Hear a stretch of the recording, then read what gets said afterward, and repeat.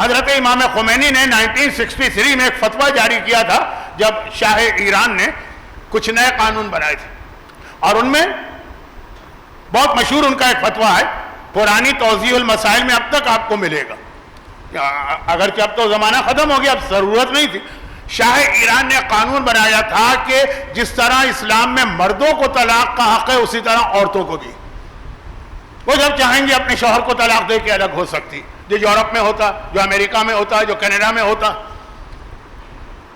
تو انہوں نے فتویٰ جو دیا وہ تو اپنی جگہ، وہ تو سارے مراجع کا ایک جملہ یہ لکھا کہ یہ قانون اس لیے بنا تاکہ ہمارے گھر توڑے جائیں اور اسلام کو ختم کیا جائے۔ یہ پوری ایک حدیث ہے، ٹائم نہیں ہے کہ میں اس کی پوری حدیث پڑھ کے سمجھاؤں کہ جس طرح سے جہاں سے حیا چلی جاتی وہاں سے ایمان چلا جاتا، جس گھر کے اندر طلاق ہوتی ہے اور گھر ٹوٹتا۔ اچھا طلاق کہیں کہیں ضروری، بلکہ میرے ایک دوست ہیں، دوست کا مطلب ہم لوگ حوضے میں ساتھ پڑھے، وہ مجھ سے کہتے ہیں کہ مولانا اتنی طلاق کی برائی آئی ہے روایتوں میں کہ میں تو کانپتا ہوں، میں تو کبھی کسی کی طلاق نہیں پڑھتا ہوں۔ میں نے کہا لیکن میں پڑھ لیتا ہوں کیونکہ مجھے پتا ہے کبھی طلاق واجب ہو جاتی ہے، کبھی واجب ہو جاتی ہے۔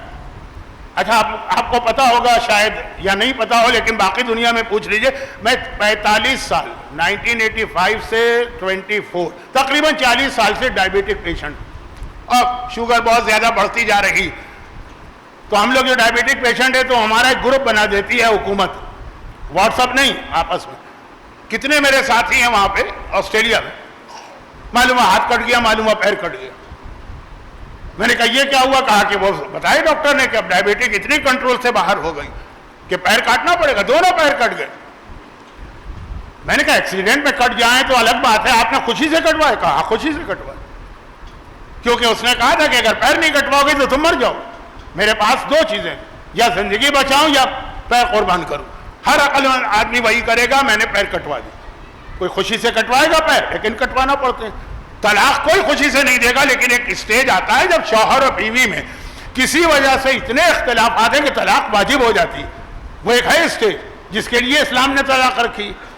کرسچینٹی یا عیسائیت کی طرح یہ نہیں کہا ہے کہ موت تک ساتھ رہنا ہے، طلاق نہیں، اسلام نے رکھی ہے طلاق، البتہ کیا کہہ کر کہ اللہ کو سب سے زیادہ جو ناپسند چیز ہے حلال چیزوں میں وہ طلاق، تو بہت ہی ایکسٹریم میں ہے۔ یہ ایسا ہی ہے کہ جیسے اب خدا نخواستہ آپ میں سے کسی کو ڈائبٹیز ڈائگنوز ہو جائے، خدا نخواستہ، اب وہ کہہ دے کہ 50 سال بعد تو میرا پیر کٹے گا، ابھی سے کاٹ لو، کبھی مانے گا؟ 50 سال بعد تو ہو گئی نا، شوگر کے مریض کا پیر کٹے گا تو جب 50 سال بعد کٹوانا ہے ابھی سے کاٹ لو۔ تو کہا کہ جی وہ شوہر بیوی میں جھگڑے ہو رہے ہیں، اختلافات ہو رہے ہیں، تو آگے چل کر طلاق ہو ہی جائے گی تو ابھی سے دے، ایسا نہیں ہوتا۔ بیماری میں بھی آپ پہلے پورا علاج کرائیں گے، جب ناممکن ہو جائے گا تب اس اسٹیج پہ جائیں گے، تو بدترین چیز۔ اچھا یہ لفظ کیوں آیا؟ دو وجوہات سے طلاق کا لفظ آیا۔ پہلی وجہ ابھی میں نے کہا، قبا سے رسول کا وارث و جانشین علی گزرا مال غنیمت لے کر، اس نے یتیم بچے دیکھے، کوفے کے یتیموں پہ مولا کتنی مہربانی کرتے تھے۔ ان بچوں سے پوچھے جو اس رات کو دودھ کے پیالے لے کے علی کے پاس آئے تھے، کتنے، لیکن یہ یتیموں پر رحم آتا کہ ان کا باپ مارا گیا۔ ہمارے معاشرے میں یتیموں کی ایک نئی قسم آج کل پیدا ہو رہی ہے کہ باپ زندہ ہے اور بچہ یتیم ہے۔ جب طلاق ہو جاتی ہے تو کیا ہوتا ہے؟ یا بیوی نے اپنے آرام کی خاطر طلاق لی، اپنے مزے کے لیے، یا شوہر نے اپنے مزے کے لیے طلاق لی۔ یہ بچے کا کیا قصور ہے جس سے آپ نے باپ اور ماں کے ہوتے ہوئے یتیم کر دیا؟ کیا قیامت کے دن یہ بچہ شکایت نہیں کرے گا کہ خدا بندہ تھوڑے سے مزے کی خاطر یا تھوڑے سے اپنی فیسلٹی کی خاطر ہمیں تو انہوں نے یتیم کر دیا؟ شکایت کرے گا۔ اب وہ روایتیں مجھے پڑھنا تھی، وقت نہیں ہے کیونکہ آج جلوس بھی نکلے گا تو ذرا ہر چیز مجھے وقت پہ ختم کرنا۔ تو اب آ جائیے طلاق۔ ایک تو میں نے اس لیے کہا کہ یتیم کا لفظ میری زبان پہ آیا تو میں بتا دوں کہ یتیموں کی ایک قسم وہ بھی ہے جو ہمارے معاشرے میں بہت بڑھ رہی ہے، اور پھر اس لیے کہ جہاں طلاق ہوتی ہے، کل میں نے عرض کیا وہ بدترین گھر ہے جو کل حدیث میں نے سنا، لیکن اب کل والی بات تو میں نے دہرائی نہیں ہے، کہا یہ ختم ہونا چاہیے۔ اب دیکھنا یہ کہ طلاقیں اتنی ہو کیوں رہی، بہت تیزی سے وقت۔ دیکھیے اس میں ایک دخل تو ہے پیسے کا، جو سہولتیں، جو فیسلٹیز، جو پیسہ ایک بیوی کو چاہیے وہ اس کو نہیں مل رہا۔ چنانچہ وہ خوش نہیں ہے اپنے شوہر سے. وقت نہیں ہے کہ میں پورا آپ کے سامنے ریسرچ پیپر پڑھوں. یہی تو سیرت فاطمہ کا پیغام دے رہا ہوں. مال دنیا سے اتنی محبت نہ ہو کہ خدا بھول جاؤ. یہ خدا کو بھولنا. یہی قرآن نے کہا انسان نقصان میں ہے. یہ 60 سال کا سپریشن ہوگا نا, طلاق کب ہوگی؟ کم سے کم تو لڑکی 15 سال کی ہوگی نا. اس سے پہلے تو طلاق نہیں ہوگی. زیادہ سے زیادہ کتنی عمر ہے؟ 75 سال. 60 سال کے مزے کے لیے اگر قیامت کا عذاب یہ بچی مول لے رہی ہے یا شوہر ظلم کر رہا تو 60 سال کے لیے قیامت کا عذاب مول لے رہا ہے, تو اس سے زیادہ بے وقوف آدمی کوئی ہوگا؟ یہ ہے خسارے میں. تو ایک تو اس لیے ہوتا ہے پیسے کی وجہ سے. یہ پورا ایک موضوع اشارہ کافی. پیسے کی محبت دل سے نکالیں. یقیناً شوہر کی ذمہ داری ہے بیوی کے واجب حقوق ادا کرے. اس میں آئی فون شامل نہیں. اکثر لوگ مجھ سے کہتے ہیں مولانا کو رزق کی دعا بتائیے. میں نے کہا بتا تو دوں گا لیکن اچھا خاصا آپ کو جاب لگا. کہا نہیں وہ آئی فون 15 آیا ہے شاید مارکیٹ میں, وہ نہیں خریدا جا رہا. میں نے کہا اللہ کا کوئی وعدہ نہیں ہے اور کوئی ایسی دعا نہیں ہے جو آئی فون جو ہے وہ آپ کے گھر میں آئے. تو خیر بات یہ ہو رہی ہے کہ جو جائز خرچے ہیں وہ شوہر پر واجب محنت کرو. لیکن اگر کسی وجہ سے گھر میں نہیں آ پا رہا, طلاق. سیرت سیدہ والی عورت.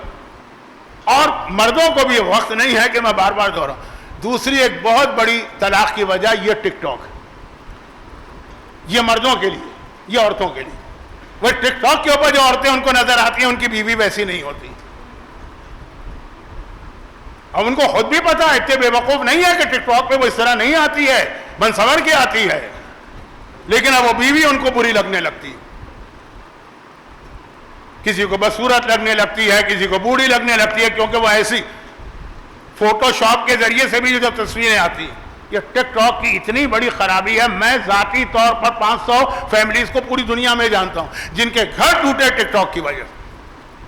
اور عورتیں بھی ایسی, جیسا مرد ان کو اس کے اوپر نظر آ رہا ہے شوہر ان کا ویسا نہیں ہوتا. ہینڈسم ہو, اسمارٹ ہو, پتہ نہیں کیا کیا کچھ ہو, نہ وقت ہے نہ شہزادی کے حوالے سے آج یہ جملے مناسب.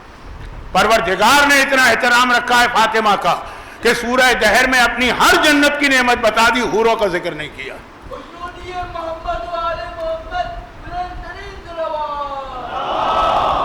ہر نعمت کا ذکر ہے, جنت کے لباس, جنت کے زیور, جنت کے کھانے, جنت کا کہ شرابن طہورا, حور نہیں.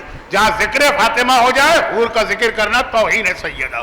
اس لیے میں تفصیل میں نہیں جا رہا ہوں. تو یہ فتنہ ہے جس کا نقصان کیا ہو رہا ہے کہ زمانے کے امام کے ظہور میں تاخیر ہو رہی ہے. یہ میں نے کہا تھا نا کہ آپ کے ہاتھ میں ہے, اکیلے دکیلے کے ہاتھ میں نہیں ہے پورا معاشرہ کہ امام کو ظاہر کریں اس طریقے سے. ہم تو اور زیادہ امام کے ظہور میں تاخیر کرتے جا رہے ہیں. فاطمہ نے دنیا کی محبت دلوں سے نکالی. خیبر کے دن بھی جب مدینے لوگ آئے فاطمہ کے گھر میں فاقے تھے, فاطمہ نے حیا کا پیغام دیا. ہماری عورتوں سے نہیں کہا لیکن خود یہ کہا کہ بابا سب سے بہترین عورت وہ ہے کہ نہ کوئی نامحرم کو دیکھے نہ کوئی نامحرم اس کو دیکھے. یہ اتنا ایکسٹریم پر بتایا, واجب نہیں کیا لیکن اس لیے تاکہ کم از کم ٹک ٹاک کی خرابی سے تو بچو. اور پھر فاطمہ نے, اب یہ آخری بات رہ گئی, تکبر کو اس طرح خاتمہ کیا. اور یہ 3 چیزیں امام زمانہ کے سپاہیوں کی خاصیت. وہ حیا والے ہوں گے, وہ دولت سے محبت نہیں کریں گے, ان کے پاس تکبر نہیں ہوگا. اور یہ تینوں کی تیاری فاطمہ نے کرائی. اب جو پہلی 2 چیزیں آج کا موضوع بنی نا, تیسری رہ گئی تو رہ گئی. اس کے لیے ایک ایک جملہ سنیے. حیا, شرم. اہل بیت کے بدترین دشمنوں میں سے ایک انسان, نام نہیں لینا چاہتا میں, حاکم شام, حاکم بھی اس کو نہیں کہنا چاہتا ہوں لیکن چونکہ اس کے بغیر لوگ سمجھیں گے نہیں. حاکم شام کی فوج میں ہے نا, علی کی تلوار کے نیچے آ گئے. اسے پتا ہے کہ یہ حیا والا لشکر ہے. اس نے کیا کیا, اپنا لباس کھول کے اپنے آپ کو نیکڈ ننگا کر لیا. علی کی تلوار کے نیچے اتنا بدترین دشمن کہ اگر وہ مارا جاتا تو شاید آدھے سے زیادہ پرابلم ختم ہو جاتے. لیکن جیسے ہی اس نے اپنے آپ کو بے لباس کیا, مولا نے نگاہیں منہ پھیرا اور چلے گئے. تلوار کے نیچے آئے ہوئے ایسے دشمن کو چھوڑ دیا کہ حیا کا تقاضا یہ تھا. وہ بے حیائی کے ذریعے اپنی جان بچا رہا. یہ علی کی سیرت. اور مال دولت, پیغمبر جنگ احد میں بٹھا کے گئے, 50 کو 47 مال دنیا کی محبت میں وہاں سے ہٹے. نتیجہ یہ ہوا کہ سیرت رسول میں سب سے زیادہ شہادتیں اور نقصان جنگ احد میں ہوا. پیغام ہے. جنگ احد کسے کہتے ہیں؟ جہاں رسول قیادت کر رہے ہیں, علی علمدار ہیں, رسول قائد ہو, علی سے پہ سالار ہو, پھر بھی لشکر کو نقصان ہوتا ہے اگر دولت دنیا محبت دل میں آ جائے. یہ پیغام ہے امام زمانہ کے لیے, اور یہ فاطمہ تیاری کرا رہے ہیں. لیکن ان تمام تیاریوں کا خلاصہ دو چیزیں. پہلی چیز امام زمانہ کی تیاری, لیکن وہ پورا ہمارے اختیار میں نہیں, کیونکہ اگر ہم 50 آدمی یہ سب کر بھی لیں اور 10 ملین دوسرے شیعہ نہ کریں تو مسئلہ تو رہے گا. مگر ہمیں یہ نہیں سوچنا ہے کہ دوسرے نہیں کر رہے ہیں. یہ سوچ کے آپ کربلا جانے سے رکتے نہیں. اگر حسین آپ کو بلاتے نا, آپ کہتے نہیں مولا جب سب آئیں گے تو میں آؤں گا ورنہ میں نہیں آؤں گا, آپ نہیں کہتے نا, تو یہ بہانہ تو غلط. دوسری چیز فاطمہ نے جو تیاری کرائی, دوسری چیز ہمارے اور آپ کے گھر محفوظ رہے, طلاقیں نہ ہو. جہاں بہت مجبوری ہے وہاں ٹھیک ہے, میں نے کہا جائز بھی ہے, میں نے کہا مستحب بھی ہے, میں نے کہا کبھی واجب بھی ہے, لیکن بہت مجبوری.